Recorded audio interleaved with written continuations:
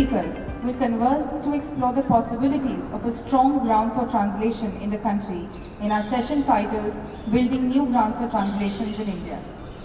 Please join me in giving a huge round of applause to Ms. Urvashi Butalia, co-founder of India's first feminist publishing house, Kali for Women, and runs Zuban, an imprint of Kali. She is an independent researcher and writer with a number of publications to her credit. Most notable among them being the award-winning History of Partition, The Other Side of Silence, Voices from the Partition of India. She's also the winner of the Oral History Book Association Award 2001 and the Nikki Asia Award for Culture 2003.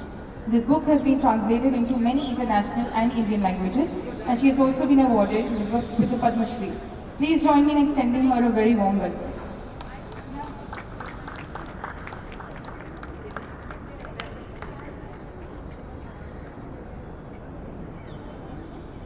While we are waiting for ma'am to have her mic, I'd also like to let you know that we have a book release happening parallelly at the Plaza Steps, which is Main Hijra, Main Lakshmi by Lakshmi Narayan Tripathi, published by Vani Prakashan.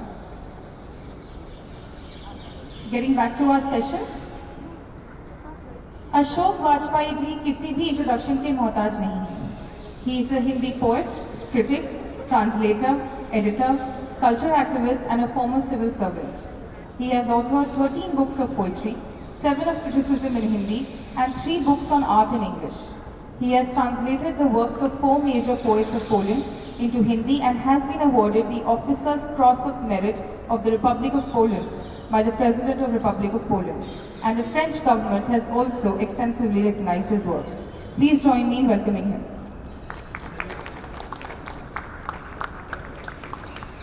Ms. Urvashi Butalia and Mr. Ashok Vajpayee.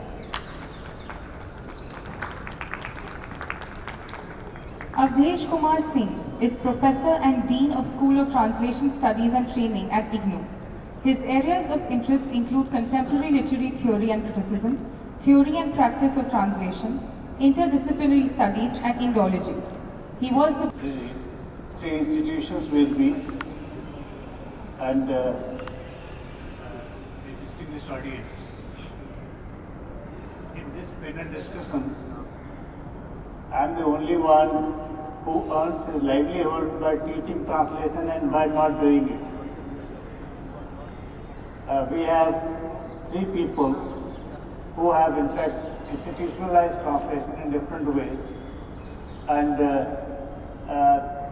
as one who is established publisher, another one poet, critic, translator himself, and a creative writer and translator.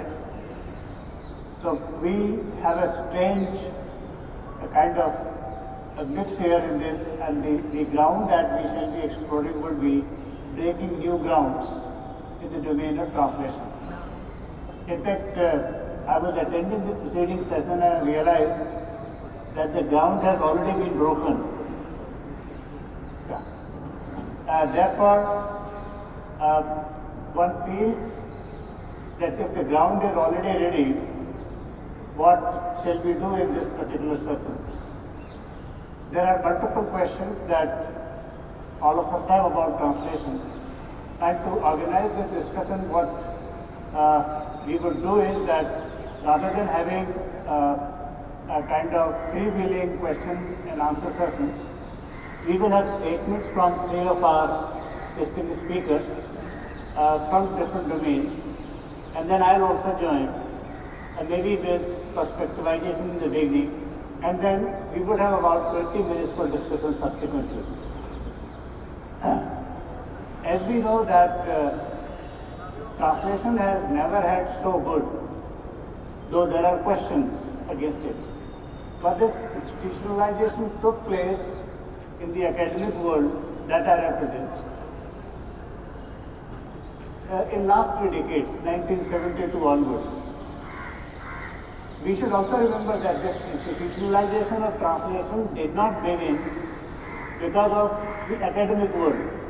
Because to me, academic world is a world of laggards. When something is ready, then academic world he puts it in the domain of discipline and then earns its livelihood. I can say this because I belong to this. That's why I lead making the statement. So academic world is like shoe casing business. Shoe case is ready, then we fit in shoes that are available. So translation studies as an academic discipline became ready, and then people from our domain joined it. In fact, the changes that took place that led to the centrality of translation, those changes took place in the field of military, in the field of religion, and third in the field of industry. All of us know that in the First World War, around 6,000 translators were employed. And these people who were sent from one place to another, from one continent to another, they were given a few days training to go and fight there. Machine translation became necessity because Pentagon needed it after Second World War. It became a greater necessity because when the American USA forces left Vietnam, the basic question was what to do with all the information what to do with the record. It was not possible from the viewpoint of human beings. Therefore, machine translation was thought of. Religion has willingness, commitment, and money to support translational activities. At the same time, equally important for us to notice, it is the industry that has brought centrality and market, that is something controlling this whole phenomenon. Equally important for us is to note another factor, that repression of translation that has marked at least Western history to a good extent, and there are lots of studies these days going on. They have come to 2-3 basic conclusions. One conclusion is that if we look at the history of human civilization, that has been the history of translation of ideas from one language to another. But in this history of human civilization, translation has been repressed because the Romans all their lives did to repress the Greek source, and in English and in other languages, it was basically to repress Hebrew. And we know the remarks that came from Schlegel. Point that I wish to put forward is that so many developments were taking place, and now after centuries of repression of translation, there was all of a sudden a return of translation around 1980s.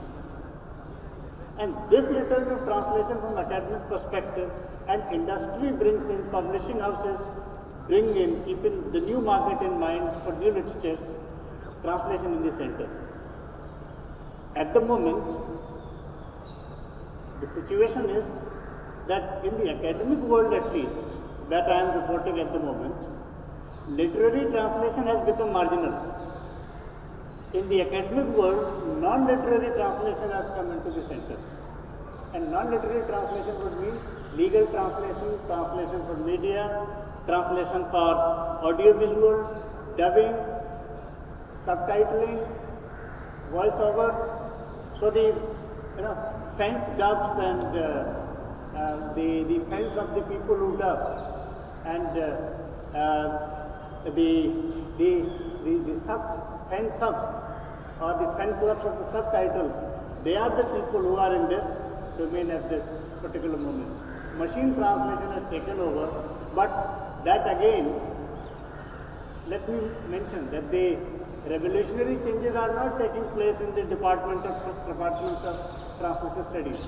These revolutionary changes are taking place in the world of technology. IIT Bombay is doing something good in computational linguistics and all. IIIT Hyderabad is doing. The traditional departments are not doing. Google is doing. They have this Google toolkit. Some changes that are there. Last week I saw that IIT Banaras, in collaboration with 8 other institutions, that they have prepared a software, there's some trial, that you put the matter here, and at least in 8 Indian languages, translation is possible, and that translation is almost 85%, 85% acceptable. But that is where the language used is not the emotive language, but referential language, means non-literary. Now, these are the changes that have taken place in the academic world. And therefore, the people who are in the process of establishing institutions for translation in academic terms have to think of all these new developments that have taken place, and they are taking place so radically that one doesn't know where would translation be, say, in 2025. I would end with last statement that when we think of translation, we need to think of multilingualism as well. Despite teaching translation and appreciating translation, personally, I feel that translation is in some way going to kill multilingualism. There was a time when people will learn a language to read another literature. Now, translation becomes available as a means, and therefore there is no need to know other languages. Once that happens, then when machine translation becomes central, then the languages that will have control on technology will be the languages that will be in dominance. Other languages might not be in the center. And if those languages will not be in the center, the literatures will not be in the center. If the literatures will not be in the center, then not only literature, but the knowledges that are contained in their languages, they will also not be in the center. So a bigger question, pops up before me, and this is what I thought I should share with you before I move to none other than Vajpayee. As you know, I'm a poet, and my interest is perhaps unpardonably confined to literature. So I know nothing about what Professor Singh was talking about. I'm sure there are great developments there, including enormous dangers and challenges. But I'll go back to the fact of translation as it exists in literature. My first proposition is that today we have a concept of world literature. And the one single factor that has contributed to it is translation. There was a time, I was sitting in an Allahabad bookstore. Somebody came and asked for Hindi novels. And the gentleman offered him Gale, Yashpal, Premchand. He said, no, I want Sharat Chandra and Bankim Chandra and Rabindranath. So the book shopkeeper said that they are not Hindi novelists, they are Bengali novelists. And this man was very surprised. He said, oh, they are Bengali novelists? I thought they were Hindi novelists. There was, at one level, this happening in this same country where we all read other authors in translation. Most of us, particularly in the north, are unpardonably monolingual.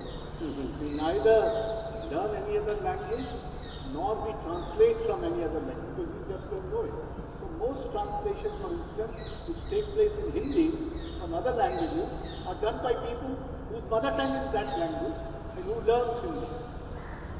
But for translation, we would not have read Tolstoy, Shakespeare, Pablo Neruda, Bonfoy, whatever you mean. So there is the concept of world literature became a real phenomenon, a real presence through translation. One. Two, Octavio Paz famously said, the translation has this problem. It is never found to be adequate. And that, I think, it is in the very nature of translation, that no perfect translation is possible. I have been buying Rilke translated into English. I already have 10 translations of Gounod elegies and sonnets to Orpheus. Every 2 or 3 years, some fellow comes up with a new translation.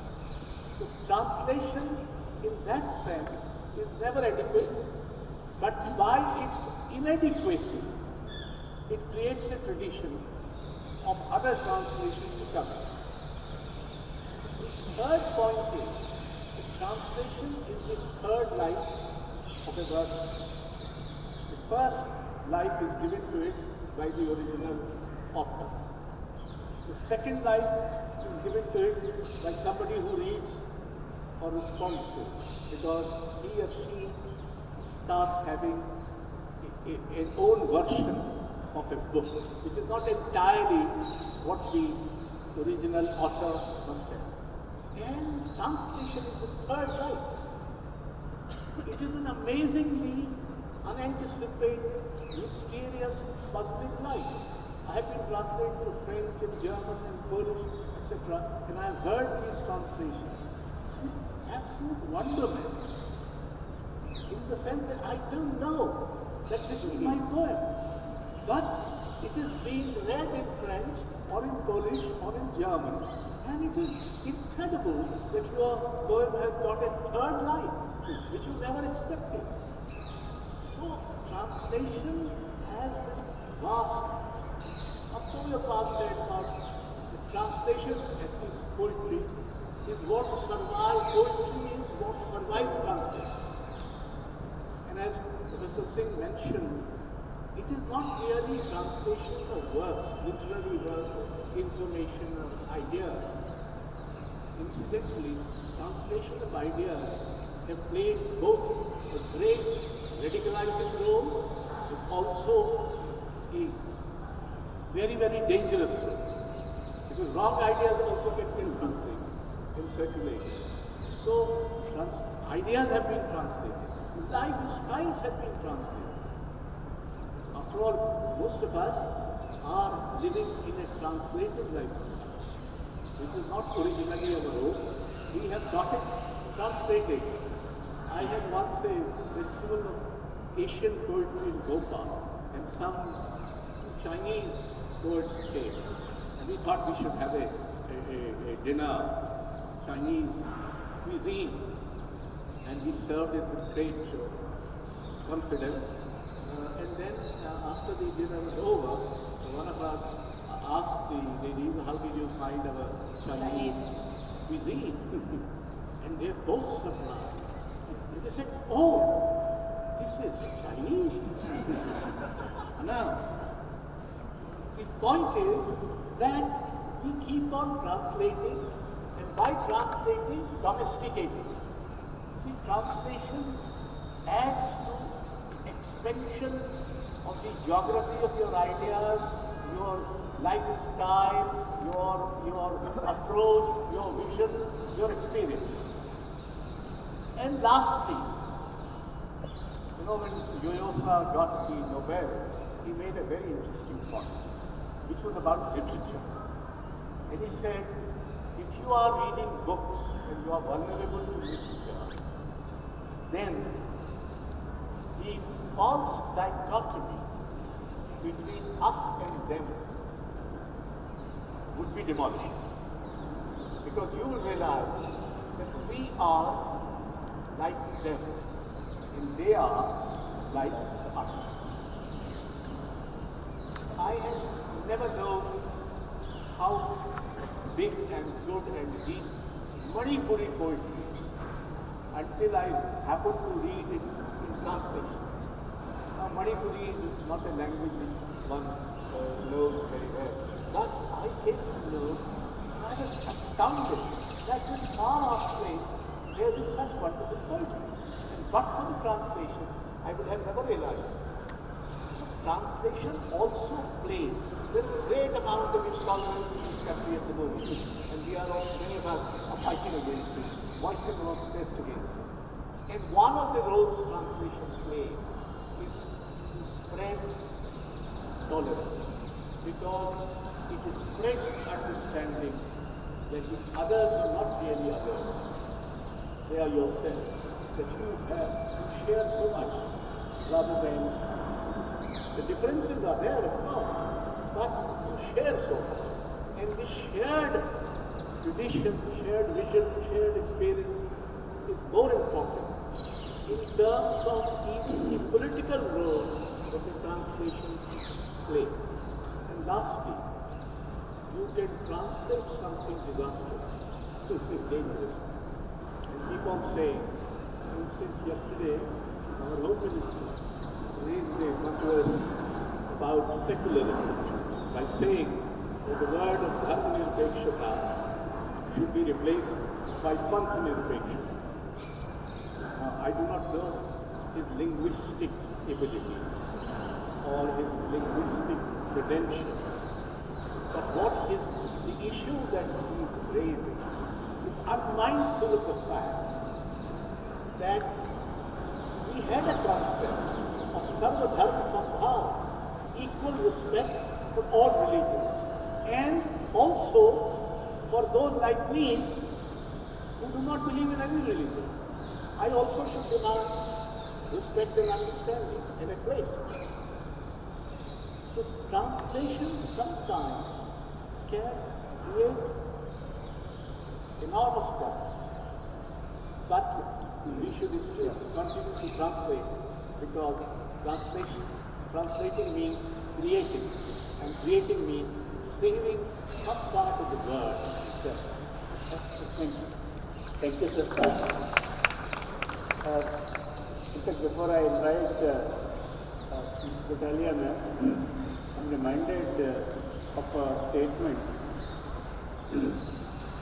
that says that translation is an act of immense amount of modesty and respect for the text that you are going to translate, not that you impose yourself on the text. And there may be elements of misunderstanding. Therefore, it further adds that I come closer to a culture when I misunderstand it. In the case of translation, we can say, we come closer to a text or a poem, whatever it is, we come closer to a text when we mistranslate it, so that others can improve that particular thing. We would have the perspective or the new ground from the world of the publishers from a new and perspicuous eyes, because she has done an enormous amount of work, particularly on partition and all. So, Gudalia, please. Thank you. Okay, so I am really both a translator and a publisher of translations. Less a translator, more a publisher of translations. So I look at translation in multiple ways, and it doesn't only have to do with literature, and it doesn't only have to do with language. When I say I look at it in multiple ways, I think that what I mean is my concern as a feminist publisher who is also quite deeply politically located in the feminist politics of India is to not only publish mainstream voices, even of women. I could be quite comfortable in my office in Shapur Jat and publish only English-speaking, English-writing, middle-class, urban women. But in fact, that's not really where I stand. And therefore, it's important for us as publishers to reach out to marginalized voices. And I am talking of margins in every sense of the term, in the sense of class and caste and region and location and religion and minorities and so on and so forth. And I see it as our central responsibility to translate those experiences and into the mainstream space and to public attention in ways that their marginalized location might not allowed. Sometimes, and you might argue with that, this could mean publishing English words in English and thinking of them as translations. So, I might publish a very new, very unknown young author from Manipur or Nagaland or somewhere and publish them within the mainstream, hopefully, mainstream being English language. And I would count that as an act of translation and transaction with literatures which do not occupy the central space for whatever reason, historical, political, whatever. As a translator myself, my preoccupations are somewhat different. Where they would overlap with the politics is in the matter of choice. So I don't think that I would ever be interested in translating the works of a writer of privilege, but I would be very interested in translating the works of writers who do not occupy that position. And there then, my preoccupations are not only with the technicalities of translation, but also with the sensitivities that surround the differences between us, with the ethics of representing somebody else's work, when your own frame of language and thinking is so defined by your class. So how can you do justice to something without violating that person's integrity, their identity? So sensitivities, ethics, language, and a whole range of other things would govern that interaction as a translator. As a publisher, it would be informed by the same politics, but somewhat different. Like Mr. Vajpayee said, were it not for translation, many of us would not have been aware of world literatures. So we have a great deal to be grateful to translation for, and I think your worry that in expanding and improving the world of translation, one loses something, which is the interest and ability to learn a language in order to access the literature of that language.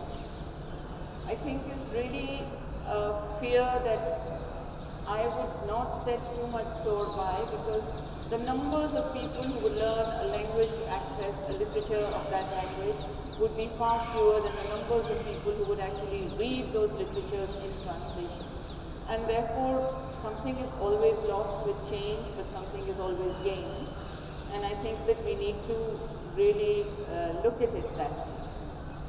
I think in many ways a country's pride in its literatures, especially a country like ours, lies in the ability, the need, the importance of translation. And it's, even though we are translating more in India than we were doing between our languages, than we were doing in the past, and many of the books that are being launched or are on display here are evidence of that. Even Lakshmi's book, which is being launched simultaneously, is also moving between different languages and not via English. So that is beginning to happen.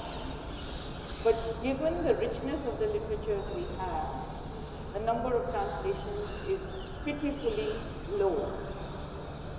And I think much though we might have doubts about the state and the ways in which the state imposes its will on how its money is spent, I think it's really necessary for the Indian state to think in terms of financing, of creating financial possibilities for translations to happen between Indian languages and for translations to happen from Indian languages into international languages. As a publisher, one of my everlasting shame in international book fairs, whenever I attend those, is to see how the smallest of countries have translation programs to spread their literatures in the world. The only country that doesn't have that is India. We have, through Ashok Vajpayee's efforts, we had some funds set aside for this 3 or 4 years ago. They never went anywhere because the bureaucracy thought that when publishers are offering their books for translations, they're looking for foreign travel. Perhaps because that's what they were looking for. They thought we were looking for the same. So I think it is a tragedy. The loss to the world of Indian literature is the greatest tragedy of translation that I know today. Spanish literature can be read, Japanese can be read, and the cultural argument does not work because everything can be, except Indian literatures, barring those that are written in English and those also from a certain class and a certain location that appear. And finally, I want to add one other thing, that I want to go a little beyond literary translation of literary works. As a feminist and somebody who has been involved in feminist activism, I find the need for translation is hugely important. For example, this morning I was in a workshop organized by the Federation of Indian Chambers of Commerce and Industry on safety for women in workplaces and focusing particularly on the new sexual harassment law that came in 2013. Everybody in that room was English speaking. And yet, if we are to make this law functional, and if we are to develop an understanding of what the violation of the integrity of a person's mind and body, especially a female person's mind and body, in the workplace comprises, then we have to be able to function in the many languages in which this country functions, and therefore all those workshops, all those materials that are being created need to go beyond English. And so to me, this is a hugely important enterprise of translation which needs to be done. And I cannot as a publisher think of the one without the other. It's not, I mean, the situation with literary translations is bad, but it's better than before. But we need to move that along much more, and we need to start on this as well. And I just want to give you one other small example of what translation means. You will have, for a publisher like us, it means not only, it does not mean stopping the book. Because especially if you take on the responsibility of translating marginalized voices, you have to be aware that those literatures, when they reach the mainstream, can sometimes have the impact of changing the lives of the writers, often in positive ways, by getting them more money or more exposure and so on. But often you have to go beyond that, because when the money finishes, that's when the problems start. And then you can't, having taken the responsibility to convey that literature into another world and into the minds of people like us, you cannot then leave the creator of that literature in the lurch. So as feminist publishers, for us it carries also that responsibility, which is really why I wanted to emphasize the activist part. Thank you. Thank you, ma'am. In fact, we have seen in three statements kind of diversification that is opening up new grounds in the domain of translation. Translation is a door that opens the other door. It doesn't close the door, but it takes you to another door, and that door leads you to the multiple doors. I think we need to move to the fourth door. Honorable Sharma. It's working, can you hear me? The first time I've been called the fourth door. I have to now think a little bit about that. But I'm here to share my experience with you. First, as a writer, we translated into several languages. Many of them, thanks to Urvashi here, who took my book, which she published to many countries. And as a writer, when you read your translated work, if you can, sort of like, I read a little bit of French, so I could read some of it. It's like Mr. Vajpayee said, it's a totally new work. It's wonderful because they bring out nuances which you yourself had never realized in your work.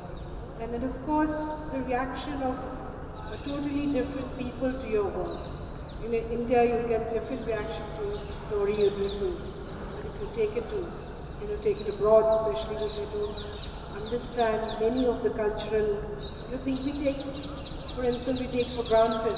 I remember this lady asking me, why do you keep talking about pressing the feet? Like here I've never bothered to explain what pressing the feet is. But then I had to sit down for like about 20 minutes and explain to her the whole thing.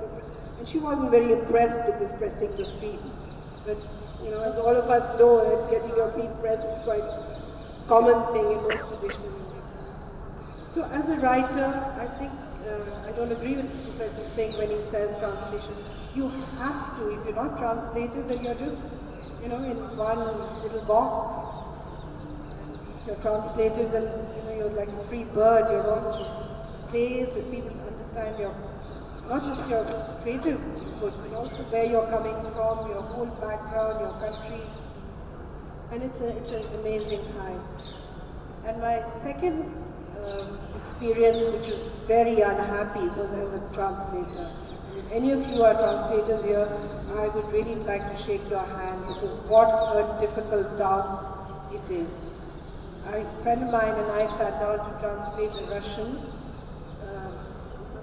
Russian traveler who was in India in 1857.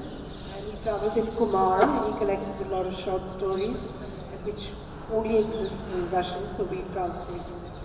And fortunately the man is dead, he died good 100 years ago, otherwise I would have killed him. Because I kept fighting with him all the time saying, why did he write this? He should have written it like that. And finally my friend who was a professor sat down and told me, you have to suppress the writer in you.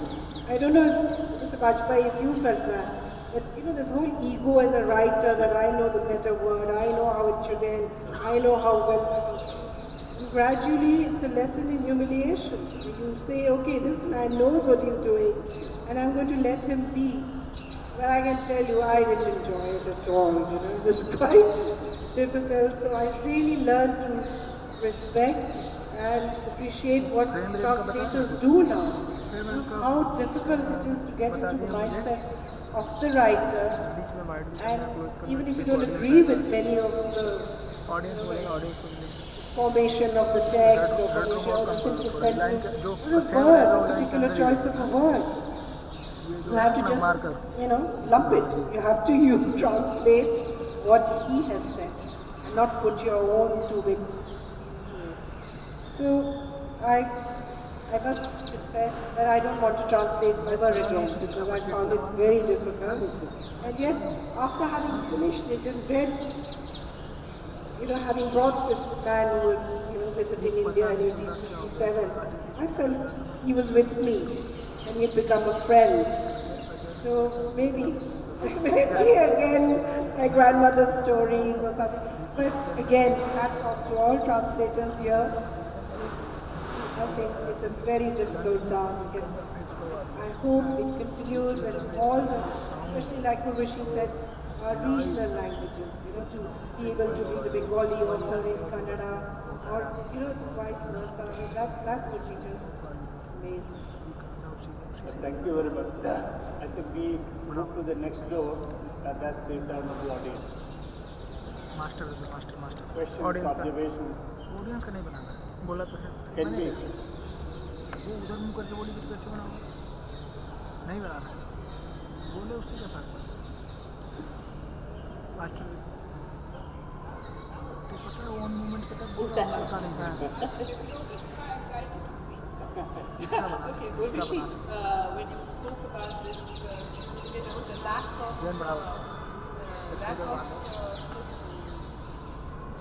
translations in Hindi about very, very urgent and topical issues. Now you touched the bee in my bonnet because I've had it for a long time. Because when I read about issues like safety for women, for instance, or about issues about conservation I've often wondered when all this discussion is taking place in premier papers like Times of India and Hindustan Times in English language, but it's not reaching the people who really are affected by it, isn't it? I even once started doing Sarita being the only Hindi magazine available the library here, I tried to do a kind of a survey, not reading Hindi very well, but adequately, to see how many feminist articles were there. Are they talking about feminist issues at all? So to me, there is a kind of an anxiety that issues and themes, that subjects and topics are not reaching or adequate discussion is not taking place in the language, Hindi being the only other language that I know apart from Bengali and English. Would you agree? This is of course not only about translation. I don't know. I don't think I would agree where newspapers and media are concerned, because I think that there is, from whatever we know of the success and statistical information and how newspapers are being read and all of that, I don't think there's that gap. In fact, I'd say the opposite. I think there's quite a lot of really lively discussion in the Indian language media of fairly serious issues. I don't know if you've heard, for example, I'll give you an example of a group called Khabar Lahariya. It's a group of Dalit women in Banda district who bring out a village newspaper and who have been so good at raising local issues that now all the national level papers use them as stringers to get so there's a lot of doing and doing there. Where books are concerned also, I would not I don't think that there is a need, I don't think we need to think of the English as the norm and the intellectual superior which needs to be translated down elsewhere. I think we need to think of an exchange of languages, all Indian languages, with each other, because there is so much. I don't think we can say one is more than the other. Maybe I'm wrong, I don't know. आपको क्या लगता है? No, I think so. देखिए, भारतीय भाषाओं में जो हो रहा है उसकी हमको खबर नहीं है, क्योंकि हम बहुत अंग्रेजीदा हो गए। कन्नड़ में, मराठी में, बांग्ला में, स्वयं हिंदी में 500 से अधिक पत्रिकाएं निकलती हैं। इनमें सरिता कोई अच्छी पत्रिका नहीं मानी जाती है, अब एक ज़माने में रही होगी। इन पत्रिकाओं में बहुत गंभीर बहसें होती हैं वो सब मुद्दों पर जिन पर हम चिंतित हैं। तो हमारी समस्या हमारी बेखबरी, क्योंकि हम जानते नहीं हैं कि यहाँ क्या हो। और यही नहीं कि इस तरह के छोटे छोटे प्रयत्न जो बड़े बड़े अखबार हैं हिंदी के या दूसरी भारतीय भाषाओं के, उनमें ज़्यादा वैचारिक उद्वेलन है बजाय अंग्रेजी।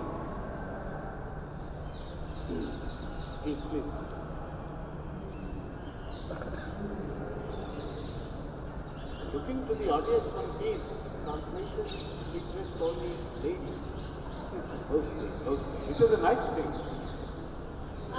This is just an observation in this discourse about translation. I feel one aspect that has been missed out is the translation from oral literature into written literature. I come from Assam. A lot of our oral literatures are actually vanishing, which is true everywhere. And in the act of putting them into the written form, it is very much a translation. It is one translation. And then again from Assamese, when it goes to another language, Manipuri for instance, that's another translation. Okay? But this primary translation from the oral to the written, that is absolutely key to how much you can put in, how much of the orality can be put into the written word, whether certain things, voice modulation and so on, which convey so much, just the simple act of voice modulation or the lift of an eyebrow, a gesture that conveys so much which the words do not. The question is, the negotiation is how much of that can be brought into the primary translation. As far as this question is concerned, there is a lot of awareness these days about translating oral texts. The only thing is that conventionally translation depended on the precondition that there has to be a frozen text, whereas oral discourse is fluid, which is its beauty. Now, on the one hand, there are attempts being made to preserve this, to document this, and then translate. On the other hand is to think in terms of what we know as the difference between tangible and non-tangible texts. So, non-tangible texts like oral discourse, they have come into the center, and then, like say for instance, not only this oral but different intermediate texts are also being brought in. The fact is that much of our oral discourse remains beyond the access of so many people, despite the fact that we have the greatest linguistic density, say for instance, in Northeast. But the kind of work that is being done by Esther Shane, say for instance, in Meghalaya, or some work being done in Manipur, those initiatives from within, from these communities are bringing about some change. Conventional systems will take their own time, but I personally feel that it was a great act of negligence for long. Now awareness is there. Some work is being done by the communities themselves. Others are coming forward. And maybe in some time the situation would be better.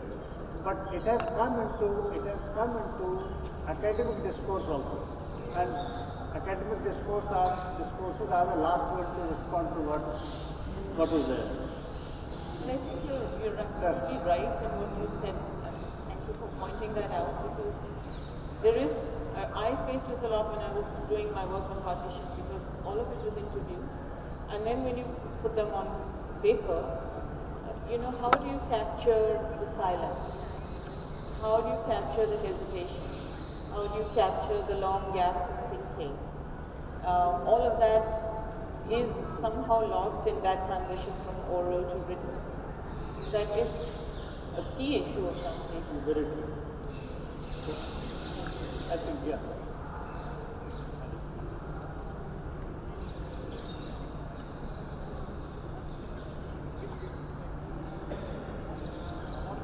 I've always wondered, in spite of our great technological advance, why the public speaking system doesn't work smoothly. Why are we not able to handle that? That's true. Sir, the message which seems to have come out of the discussion, at least as far as my understanding is concerned, that in the matters of translation, one has to be dispassionate.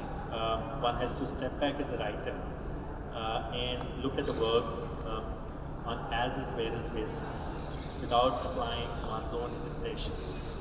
But don't you think there could be some exceptions that could be carved out, such as Bulbati, in your book, which Happy Idiots, Clever Wives, which I have read, and I have a bit of familiarity also with the Kumaon folk tales, of course not as far back in time as your book translation covers.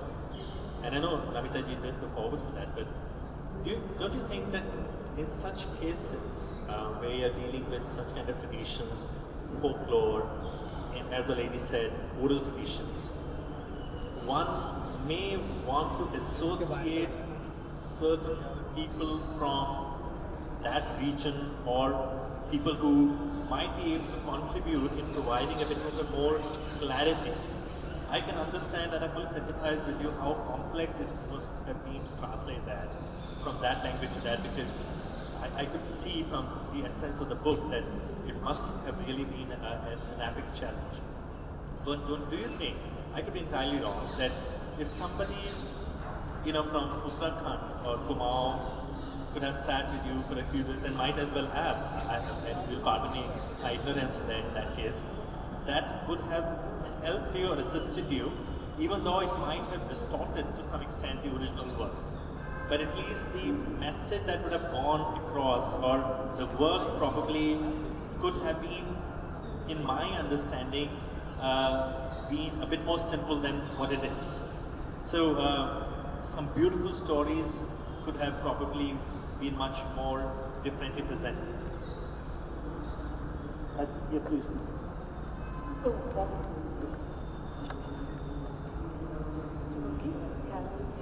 Yeah, I entirely agree with you because we were dealing here with a 150 years ago than any language, and both my colleague and I both don't come from Kumaon. So we did talk to, we became like detectives actually, we became obsessive.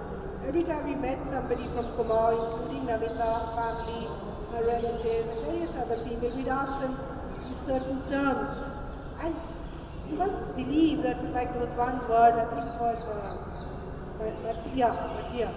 We had 5 different explanations and they all got into a fierce argument about who was right.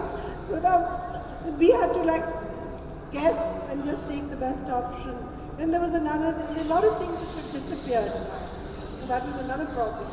Like for instance, he keeps talking about putting this, I don't know if you remember that story, that putting all the clothes on the roof.